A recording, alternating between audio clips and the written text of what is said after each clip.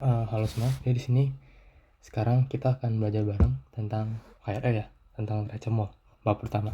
Nah, sebelum kita mulai di sini gue udah coba atur biar outline kita tuh mulai dari bahas laju reaksi dulu secara umum itu apa, lalu kita hubungin ke neraca mall dan reaktor kayak gimana.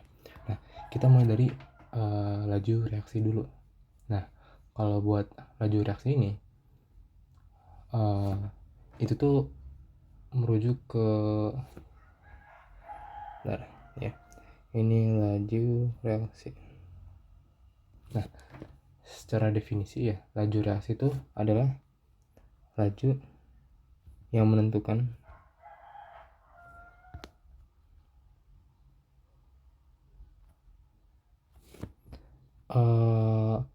terbentuk atau hilangnya mol ya. Jadi laju ini ada dua, yaitu laju pembentukan atau generation ataupun laju konsumsi ya, consumption. Nah, sebagai contoh ini tuh ada sebuah reaksi, misalnya A ditambah B menjadi C. Ini contoh. Nah, di contoh ini kita punya dua sisi sebelah kiri dan kanan. Yang di kiri ini kita sebut dengan reaktan, yang kanan ini adalah produk.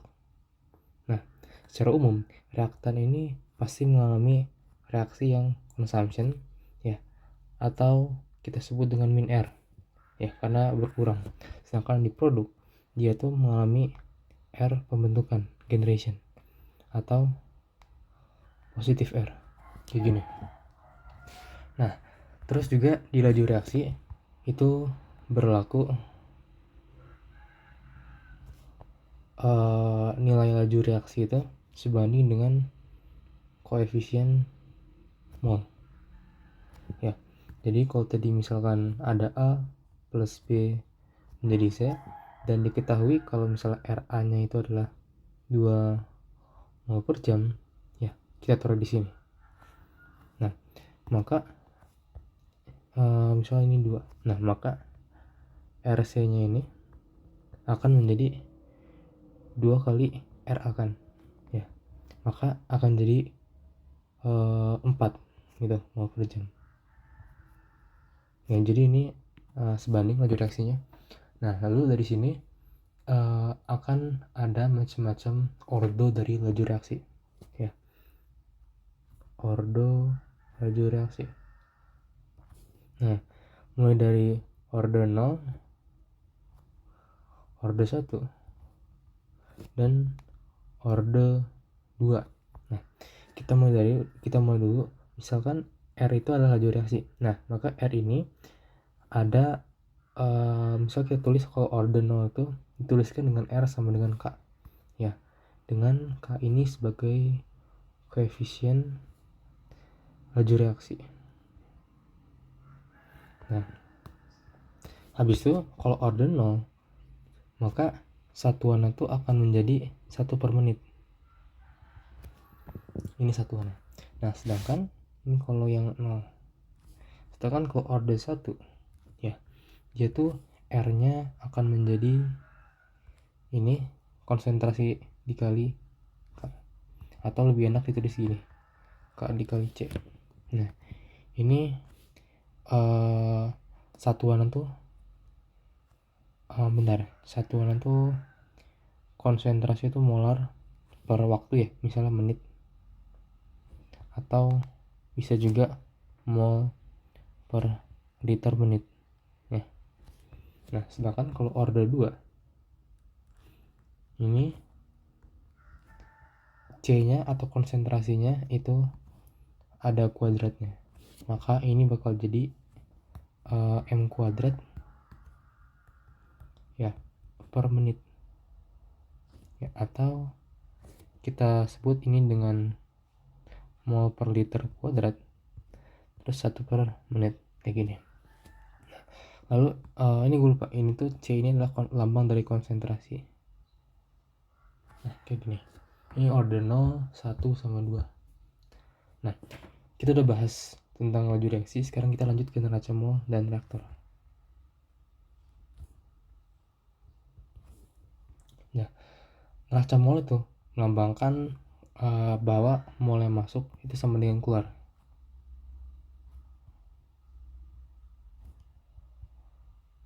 Nah, di sini kita tulis kalau persamaan neraca mol itu kita simbolkan dengan gini. Yang masuk dikurangin yang keluar, ya, ditambah pembentukan dikurangi konsumsi sama dengan akumulasi ACC. Nah, jadi misalkan ini diasumsi tidak ada, nah maka ini bisa kita tulis jadi gini, secara persamaan umumnya FA 0 dikurangin FA ditambah RA dV sama dengan DNA per dt. Nah, ini apa? Nah, kita mau dari FA0 nih. FA0 ini merupakan benar F itu merupakan laju alir mol. Ya. Jadi satuannya itu adalah mol per waktu ya. Misalkan kita tulis second. Kayak gini. Sedangkan kalau misalnya N ini merupakan ya mol aja. Kayak gitu. Ini T melambangkan waktu. Mungkin second biasanya. Nah, lalu di sini kita punya R-nya itu adalah laju reaksi. Ya, dan V-nya itu adalah volume. Wadahnya gitu. Kita bisa bilang kayak gitu. Nah, ini kalau ada F0 berarti awal mau masuk, ini FA biasa berarti yang akhirnya. Nah, kita ingat dulu pakai persamaan ini buat kasus setelahnya ya. Lalu kemudian kita bakal kenalan dulu sama reaktor. Nah, reaktor ini tempat bereaksi senyawa ya. Nah, tempat bereaksi senyawa ini ada dari dua jenis. Yang pertama tuh ada reaktor batch dan continue. Nah, kalau continue itu dibagi lagi dari CSTR ya. Lalu ada juga PFR dan juga ada PBR ya. Ini informasi umum aja. Kalau CSTR tuh continue stir tank reaktor. Nah, kalau PFR itu tuh plug flow reaktor. Kalau ini PBR tuh packed bed reaktor. Nah, kita mulai dari cari tahu apa bedanya antara reaktor dua ini. Nah, misalnya yang pertama ini kita bahas dari batch dulu. Nah, kalau reaktor batch itu umumnya misalnya kita punya gambar batch seperti ini. Ini adalah reaktor batch. Nah, reaktor batch ini wadah buat tempatnya bereaksi senyawa kimia ya. Nah, reaktor batch itu ini ada tutupnya nih, ini tutup. Nah, cara kerja reaktor batch ini adalah kita harus buka tutupnya, buka, nah terus kita baru bisa masukin mol ke dalam. Cuman umumnya dalam modelkan ini, modelin persamaan matematika, tadi kan ada rumusnya tuh FA0 min FA terus ditambah RA dV sama dengan DNA per dt. Nah, karena di sini tuh nggak ada aliran innya dan nggak ada aliran outnya ya, maka di senyawa neraca mol tadi kita bisa hilangin ini ya. Maka kita dapat kalau rumus reaktor batch itu adalah ini, RA dV sama dengan DNA per dt. Nah, ini kan yang kanan ini merupakan akumulasi ya. Nah, akumulasi itu posisinya di reaktor tuh di sini, di dalam ini. Jadi reaksi yang beraduk-aduk itu dia tuh memunculkan senyawa yang terakumulasi di dalam itu. Sedangkan karena nggak ada in nggak ada outnya, makanya dia terakumulasi di dalam. Makanya itu hubungannya ini sama ini. Nah, lalu dari sini kita bisa mulai nyelesain persamanan dengan integral ya. Nah, jadi ini asumsi V konstan ya, maka kita bisa keluarin dV jadi V kayak gini. Lalu dari sini kita sama dengan kan dNA per dt masih sama ya. Nah, lalu dari sini kita bisa selesaikan persamaan kayak gini, dNA per RA dikali V. Kita integral kedua ruas ya, maka kita akan dapat kalau T ini akan sama dengan dNA per RA V ya. Ini adalah NA0 nya, ini adalah NA akhirnya kayak gini. Maka kita dapat persamaan ini. Ini mol akhir, ini mol awal, seperti itu. Nah, habis itu yang kedua kita bisa lanjut ke reaktor CSTR ya. Jadi di reaktor CSTR ini prinsipnya seperti ini. Jadi secara ilustrasi ya, kita bikin kotak lagi. Nah, kalau CSTR itu beda. Kalau batch itu gak ada aliran masuk dan keluarnya. Kalau di CSTR dia tuh ada. Nah, jadi ini bisa kita katakan ini aliran masuknya, ini aliran keluarnya. Aliran masuknya itu dia tuh bawa massa, aliran massa sebesar FA0, aliran keluar itu FA. Nah, maka di sini kalau kita bikin tulis neraca molnya kan jadi FA0 kurangin FA terus ditambah apa tadi, ditambah integral RA dV sama dengan akumulasi itu dNA per dt ya. Nah, karena CSTR ini alirannya masuk dan keluar secara kontinu alias itu reaktor kontinu, jadi otomatis di sini tuh gak ada yang terakumulasi dari masuk langsung keluar. Makanya di sini di CSTR itu gak ada akumulasi.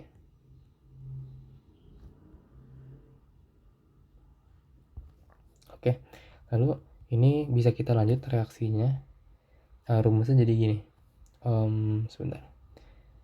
Ini jadi FA0 min FA ditambah RA V sama dengan 0. Ya, lalu dari sini kita bisa pindah ruasin, maka jadilah RA V sama dengan ya gini. Lalu di sini V-nya ini sama dengan FA min FA0 per RA. Nah, lalu ini biar kita sedikit rubah, kita bisa ini tuh kali min 1 per min 1 ya. Makanya jadi FA0 min FA per min RA. Nah, ini persamaan buat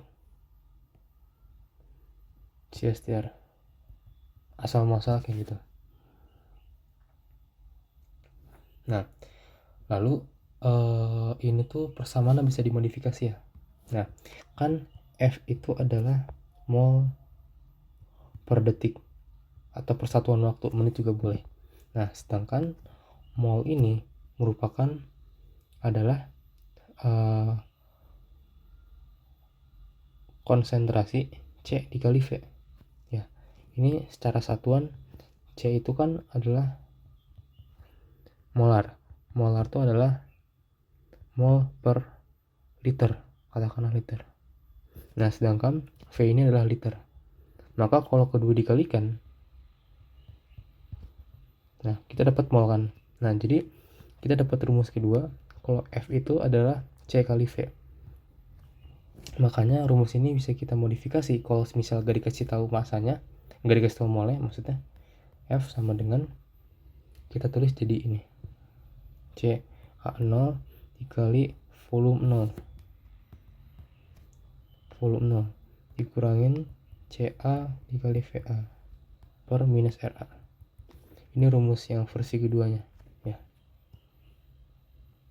kayak gitu. Oke, habis ini kita lanjut ke reaktor ini PFR yang ketiga. Nah, si reaktor PFR ini dia itu sedikit berbeda. Nah, kita pindahin ke bawah. Nah, kalau si PFR ini dia bentuknya tuh bukan kotak tapi lebih ke lonjong dan horizontal ya. Jadi mana di sini tuh dia akan terjadi perpanjangan atau perubahan dari volume ya. Nah, singkatnya dia tuh bakal punya persamaan kurang lebih kayak gini. FA ini, terus outnya ini,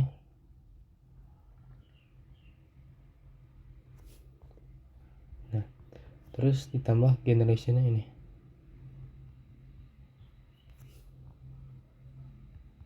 Nah, jadi yang membedakan di PFR ini adalah volume tidak konstan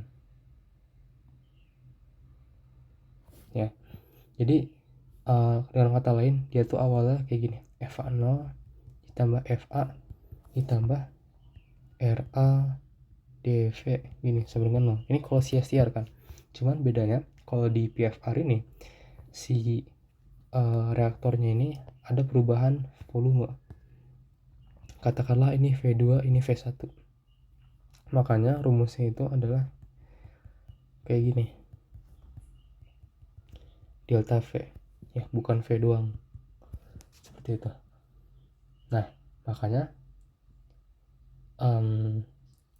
habis dari sini ininya tuh keduanya ini berubah menjadi DFA. Nah, minus DFA. Nah, ya, gini berubah jadi gini. Nah, lalu nanti di akhir bakal dapat kalau si RA-nya ini akan sama dengan DFA per DV.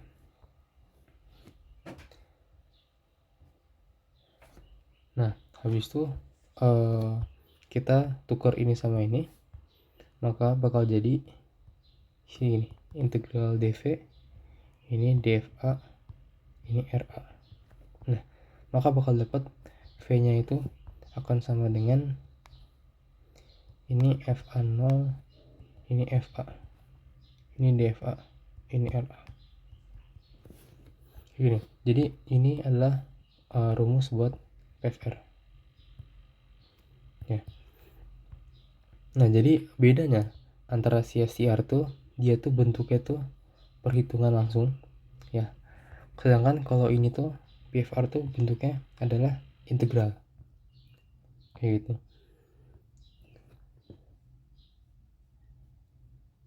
Nah, atau ini si F-nya tuh bisa kita rubah. Ya, kan F itu sama dengan C kali V ya. Nah, di sini bisa kita rubah kalau ini menjadi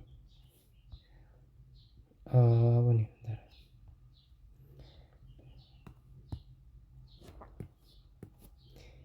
DF sama dengan D C kali V.